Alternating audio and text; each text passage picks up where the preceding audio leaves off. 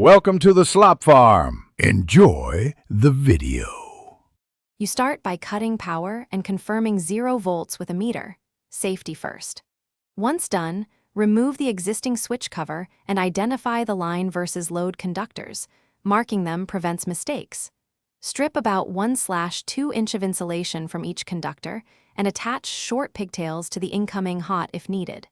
Make sure to keep neutrals tied together and out of the way. This keeps the regulator's control circuit referenced correctly while you prepare the regulator's input and output terminals.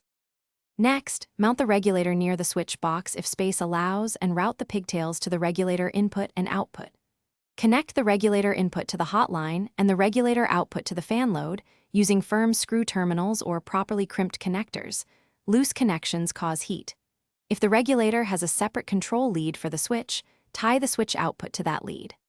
Once connected, fasten all grounds together and close the box loosely to test. With wiring complete, restore power and test operation. Flip the switch, then vary the regulator through its range to confirm smooth speed control.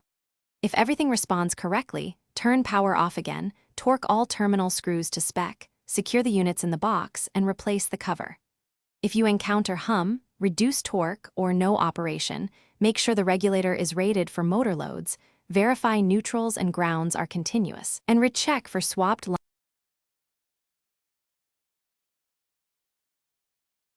Thanks for watching. Consider subscribing if we helped you today.